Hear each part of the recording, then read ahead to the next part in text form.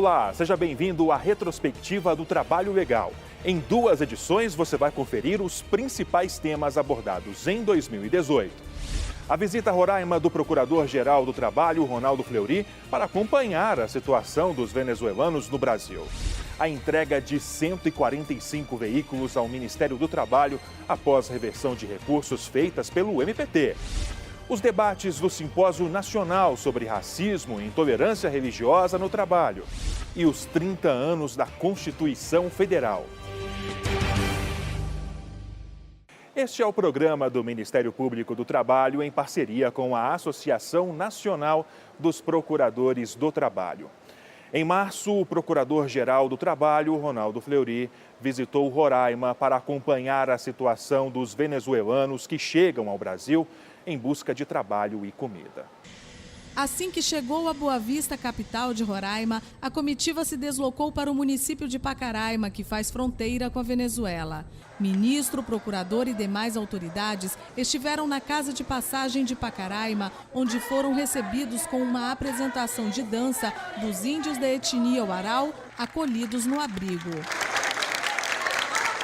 O abrigo é mantido pelo governo de Roraima, Prefeitura de Pacaraima, Acnur e Fraternidade Federação Humanitária Internacional. Atualmente acolhe 483 indígenas uaraus. Em seguida, foram visitadas as unidades de saúde de Pacaraima, que, de acordo com a Prefeitura, tiveram um aumento de 300% no número de atendimentos desde o início da crise migratória. O ministro dos Direitos Humanos, Gustavo do Vale Rocha, montou uma equipe diferente para vir a Roraima. Pessoas com visões distintas para avaliar a crise humanitária e encontrar as soluções. Na verdade, eu estive aqui aquela vez com o presidente da República, na segunda-feira de Carnaval, e ele determinou que eu viesse a Pacaraima para analisar a situação dos venezuelanos à luz dos direitos humanos. Em seguida, a comitiva retornou para Boa Vista, onde visitou a Praça Simão Bolívar, local em que estão acampados milhares de venezuelanos. Eu era representante de vendas, 2 empresas em Venezuela, mas a situação econômica muito ruim lá. Eu tive que vir aqui, porque é muito difícil. Chineros só rendia para comer pouco, mas era muito difícil comprar roupa, casa para meu filho. Eu tenho 2 filhos em Venezuela, situação muito ruim demais, econômica. Agora estou aqui como vendedor ambulante, mientras estou procurando fazer toda a documentação, residência temporal, CPF, carteira de trabalho, tudo isso. Eu preciso fazer isso porque eu quero estar tudo em lei. Esses venezuelanos estão aqui em busca de trabalho, atendimento médico e comida. Emprego num estado com poucas indústrias, onde a população, em sua maior parte, depende do serviço público, é coisa rara. Esse é o grande desafio das autoridades. Como assegurar a empregabilidade dos venezuelanos sem causar um impacto negativo da falta de trabalho para os brasileiros é o que o Ministério Público do Trabalho em Roraima vem buscando fazer desde que a crise na Venezuela se agravou. Nos primeiros sinais da crise, o MPT buscou auxiliar os venezuelanos no que vieram buscar: empregabilidade. O Ministério Público do Trabalho tem acompanhado atentamente a situação da inserção laboral dos venezuelanos no mercado de trabalho aqui em Roraima, sempre atento para que essa inserção se dê de uma maneira protegida, se dê de uma maneira que não haja substituição de mão de obra de brasileiros por mão de obra de venezuelanos para precarizar o mercado de trabalho como um todo. O Procurador-Geral do Trabalho, Ronaldo Fleury, disse que o Ministério Público do Trabalho irá acompanhar a interiorização de venezuelanos para outros estados brasileiros. A interiorização ela é algo necessário para que nós possamos encontrar uma solução. O estado de Roraima é um estado que não tem como absorver todos esses trabalhadores, como oferecer oportunidades de trabalho, de sobrevivência a todos esses venezuelanos, esses trabalhadores que chegam aqui em busca de um futuro para si e para suas famílias. Então a interiorização ela é até uma consequência natural. Isso ocorreu durante o processo de imigração dos haitianos e pretendemos usar essa experiência do Ministério Público do Trabalho com relação à migração dos haitianos também nesse fluxo migratório dos venezuelanos. Preocupado ainda com o agravamento da xenofobia no estado, o MPT lançou campanha junto com a Universidade Federal de Roraima, que defende que o idioma universal é o respeito. E encerramos essa reportagem com imagens diretamente dos locais visitados pela comitiva aqui no estado de Roraima. O MPT também verificou as condições dos venezuelanos que vivem aqui em Brasília. Essa casa no bairro da Asa Norte é o novo endereço dos 50 venezuelanos que chegaram a Brasília no fim de julho.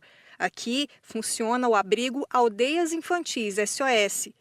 Por meio de um ofício, o MPT pediu à instituição uma lista com a documentação atualizada dos estrangeiros e as procuradoras do MPT vieram conferir as condições em que o grupo está vivendo. A gente está acompanhando o processo de interiorização desses venezuelanos. Estamos verificando todos os abrigos, inclusive esse. Abrigos em São Paulo, abrigos no Rio de Janeiro, abrigos em Pernambuco. As procuradoras constataram que as condições de moradia do abrigo são adequadas e que a documentação dos estrangeiros está regularizada. Segundo a coordenadora da fiscalização, Janine Rego de Miranda, a Agência da ONU para Refugiados, a Acnur, está dando apoio aos imigrantes. A procuradora do MPT ressalta que falta envolvimento do governo federal. Na verdade, não existe nenhum acompanhamento desses venezuelanos, o que foi observado, do governo. Eles informaram também de que nenhum órgão de governo compareceu aqui na instituição. As visitas aos abrigos são feitas por procuradores do Grupo Especial de Atuação Finalística do MPT, que foi criado para acompanhar a situação dos venezuelanos no Brasil. Os procuradores querem saber se o governo federal está cumprindo o compromisso de oferecer capacitação profissional e condições mínimas para evitar que os migrantes sejam explorados. É uma grande preocupação do Ministério Público, né? Inclusive no âmbito do Ministério Público nós temos a CONAET, que se preocupa com esse recorte, né? Com essa prevenção e também repressão de situações de trabalhadores em condição análoga de escravo, que nós viemos aqui também com esse objetivo, de poder identificar se eventualmente há riscos ou submissão real desses trabalhadores a essa condição. Além desse abrigo em Brasília, o MPT já visitou abrigos em Manaus, Cuiabá e São Paulo. Nossa preocupação é justamente verificar se toda a inserção no mercado de trabalho está sendo feita de forma adequada. O Ministério Público também está verificando se o governo está cumprindo uma ação, né, um acordo judicial que eles firmaram junto à vara lá do Acre, na época dos haitianos, onde ele se comprometeu a trabalhar o eixo com relação à inserção. Logo depois do intervalo, você vai ver. 145 veículos são entregues pelo MPT em São Paulo.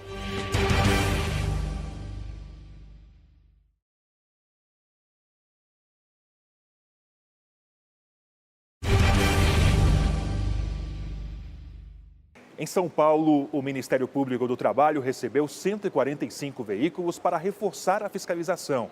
A ação foi resultado de acordo obtido em ação movida pelo MPT. A doação é resultado de um acordo judicial de 28 milhões, homologado pelo Tribunal Superior do Trabalho após condenação de empresa por dano moral coletivo. A ação civil pública foi ajuizada pelo Ministério Público do Trabalho de São Paulo em 2005, devido a irregularidades relacionadas à jornada de trabalho, intervalos entre expedientes e concessão de folgas, que prejudicavam cerca de 1.500 trabalhadores. O acordo judicial igualmente contemplou a qualificação de trabalhadores. Foram destinados recursos para a qualificação de trabalhadores e também de pessoas com deficiência.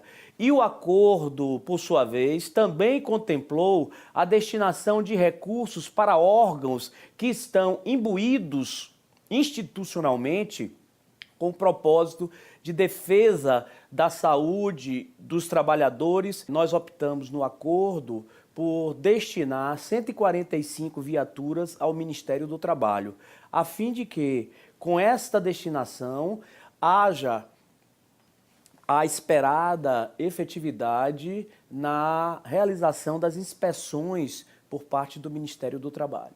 Os veículos serão utilizados em ações de fiscalização e combate ao trabalho escravo. A solenidade de entrega ocorreu em São Paulo, na sede do Tribunal Regional do Trabalho da 2ª Região, com a presença do ministro do Trabalho, Elton Yomura, e dos presidentes do Tribunal Superior do Trabalho, João Batista Brito Pereira.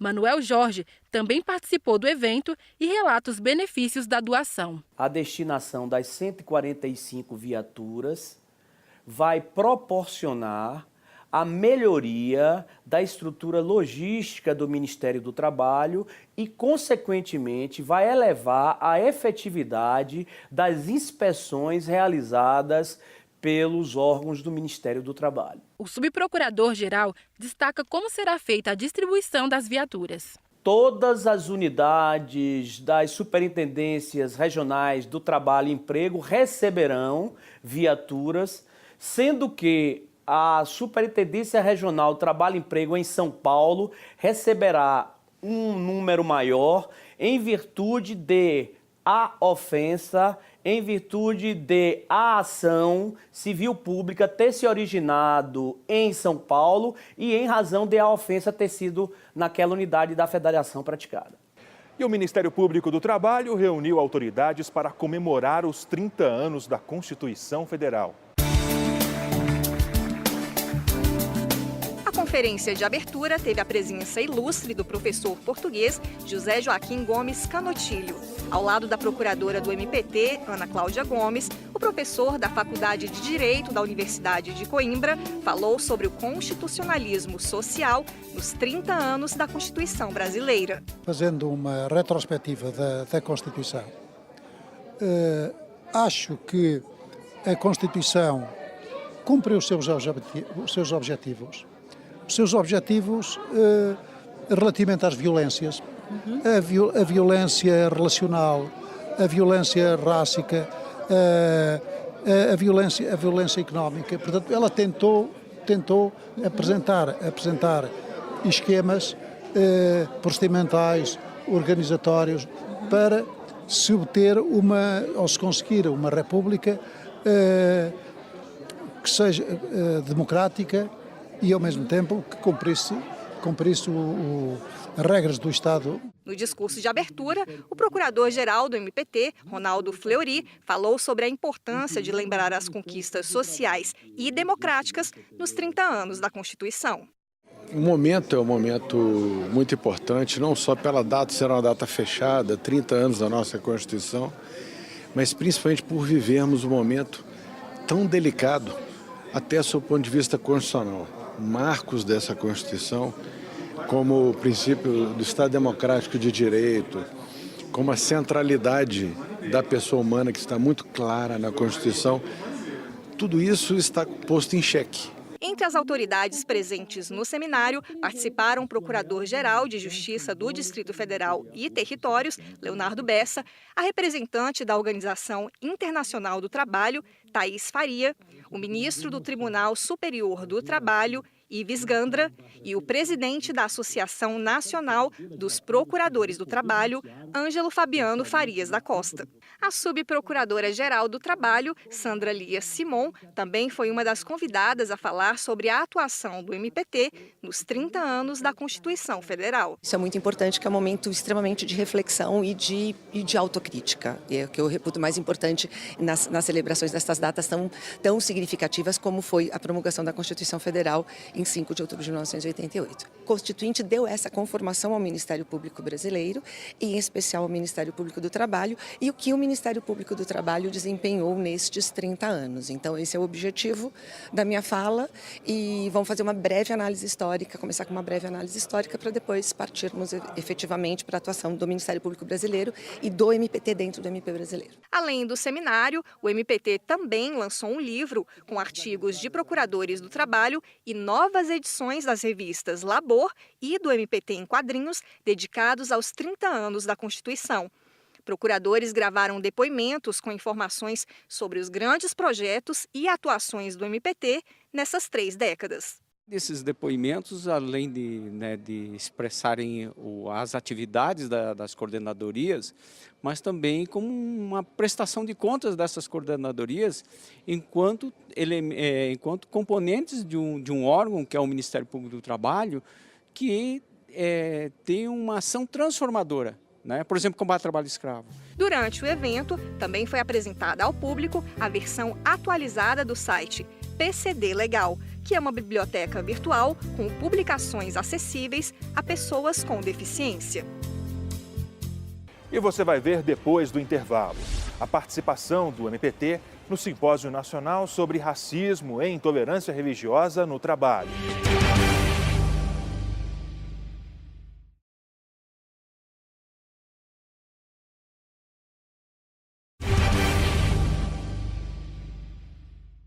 Em Brasília, um simpósio reuniu autoridades, religiosos e especialistas para discutir os reflexos do racismo e da intolerância religiosa no mundo do trabalho.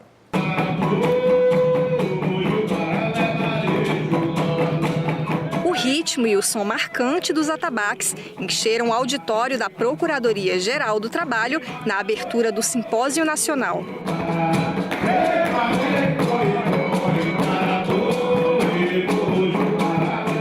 Cores, danças e expressão religiosa, consideradas patrimônios culturais brasileiros, marcaram a abertura do evento com a apresentação artística e cultural afro-brasileira da comunidade tradicional de Terreiro, Exu, orixá da comunicação, do caminho e do equilíbrio.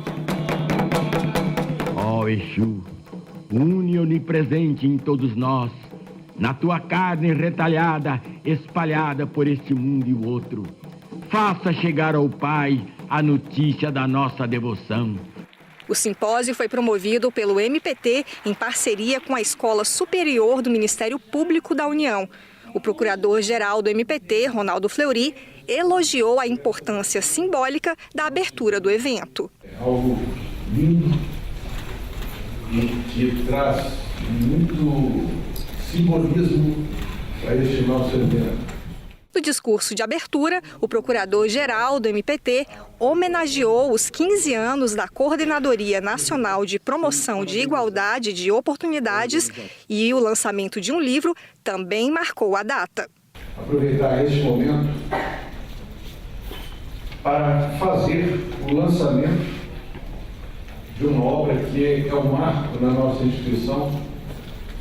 Nós temos, no Ministério Público do Trabalho, uma coordenação nacional para a promoção da igualdade, combate ao racismo, à violência no mundo do trabalho. Esse projeto ele vai trazer um registro histórico de todo o trabalho realizado por coordenadores e vice-coordenadores da Cor de Igualdade nesses 15 anos. A coordenadora nacional da Cor de Igualdade destacou que o racismo e a intolerância religiosa afetam a identidade dos trabalhadores. Vitimam trabalhadoras e trabalhadoras de uma maneira que vai atingir algo que é muito importante, que é o direito de crença, a liberdade de crença da pessoa. Elas vão sofrer discriminação não apenas por professar essa crença, mas porque essa crença está diretamente relacionada com a cultura, com a história do povo negro. Então é muito difícil você falar de liberdade de credo para as pessoas que professam as crenças de religião de matriz africana sem debater a questão do racismo. A subprocuradora-geral do Trabalho, Edelamari Melo, foi a orientadora pedagógica do simpósio.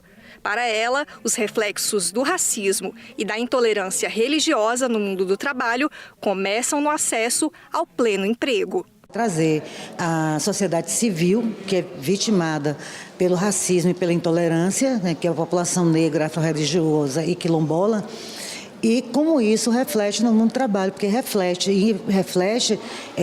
exatamente na barreira de acesso ao trabalho. Você não pode falar da questão do racismo, da intolerância religiosa na relação de trabalho, se você não verificar antes a possibilidade ou não de acesso a um posto de trabalho. E quando você chega nesse posto de trabalho, a continuidade nesse posto e a ascensão nesse posto. Os números, as estatísticas estão aí para mostrar os próprios números do desemprego, que afligem fundamentalmente a população negra, os atos de violência, que afligem basicamente os negros, as mulheres, os jovens negros, estão aí para demonstrar o mapa da exclusão. Também participaram da mesa de abertura a primeira-dama do Distrito Federal, Márcia Hollenberg, procuradores e magistrados, representantes de movimentos negros como Erivaldo Oliveira, presidente da Fundação Palmares, Marcos Rezende, representando o coletivo de entidades negras, e Sandra de Iemanjá, que falou pelas comunidades tradicionais de terreiro. No quadro O MPT Indica, um dos destaques em 2018 foi a reforma trabalhista.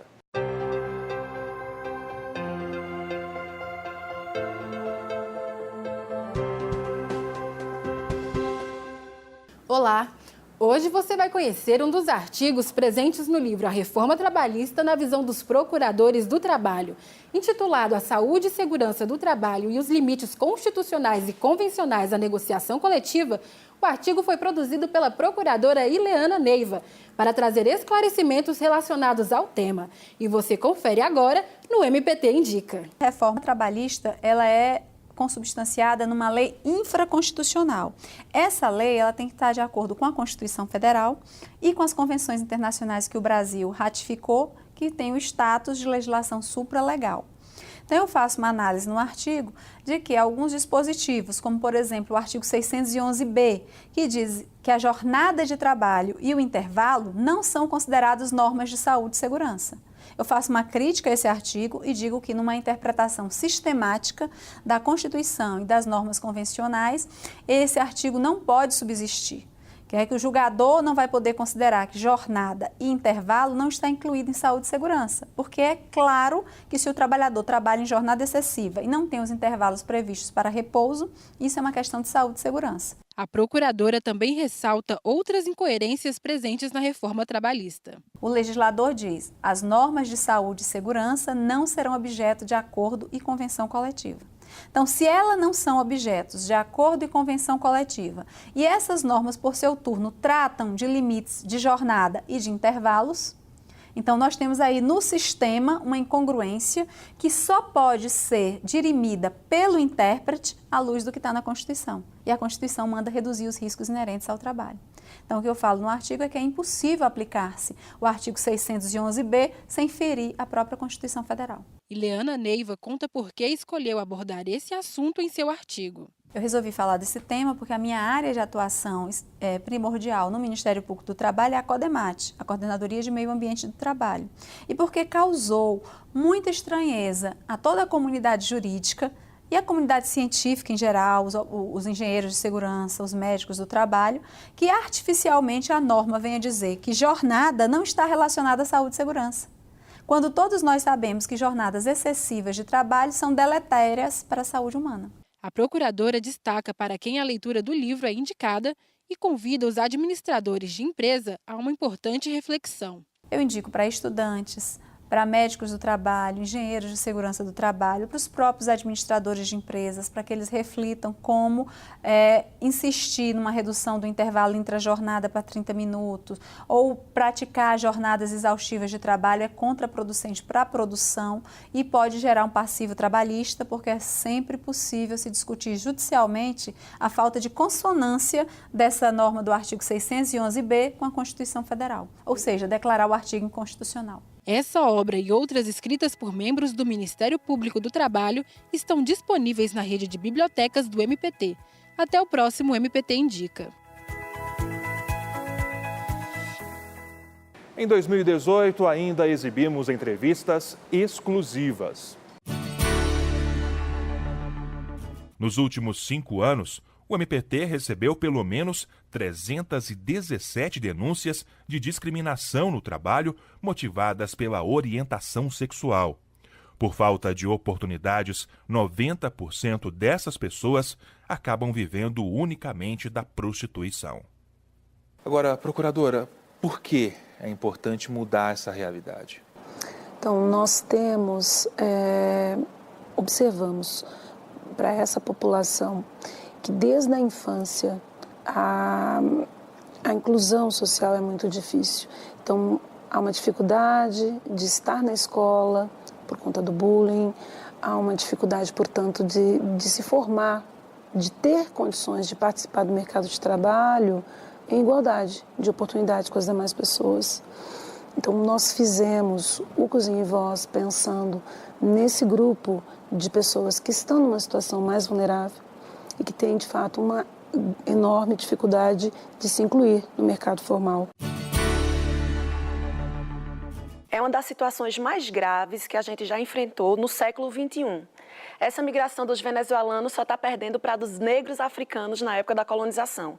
Agora, com essa dramaticidade e esse realmente incremento do fluxo por conta da crise venezuelana, a gente tem acompanhado tanto em Boa Vista, quanto nos estados dos arredores, quanto nos estados que estão recepcionando, São Paulo, Campinas, etc. E criamos no Ministério Público do Trabalho um GEAF, que é um grupo especial de atuação finalística, composto por 8 procuradores, eu faço parte desse grupo, para estar sempre presente em todas as reuniões que envolvam o Ministério das Relações Exteriores, que envolvam a Acnur, que envolvam as reuniões lá em Boa Vista, e com isso a gente já expediu uma nota técnica para que a União realmente envie maiores esforços para políticas públicas de empregabilidade e de proteção dessas pessoas. A gente entrou com ação civil pública na época dos haitianos lá no Acre, em que a União fez um acordo judicial com a gente de âmbito nacional e para qualquer nacionalidade, para realmente incrementar essas políticas públicas. E agora, recentemente, há 15 dias, nós entramos com ação para produção de provas para que a União comprove que está cumprindo o acordo. Um projeto concebido no âmbito do Ministério Público do Trabalho, que visa essencialmente salvaguardar os direitos dos trabalhadores que são terceirizados em todo o território nacional. Ele foi concebido com uma ideia de que é inequívoco, de que várias empresas que são constituídas para fins de terceirização da mão de obra e que tem, ao final e ao cabo, apenas o elemento de lucro a qualquer custo, especialmente com a precarização da mão de obra do trabalhador e, em especial, do trabalhador terceirizado.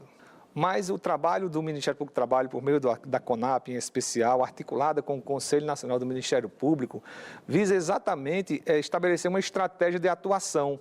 Tanto que o nome do projeto, Terceirização Sem Calote, ele está sendo transformado, no âmbito do Ministério Público do Trabalho, em Terceirização Sem Corrupção. Nós queremos abranger, nós queremos expandir essa abordagem. Não apenas esperar que correr atrás do prejuízo quando o calote já foi implementado ao trabalhador, por exemplo. Esta edição fica por aqui. Sugestões de reportagens podem ser enviadas para trabalholegal.pautas@gmail.com.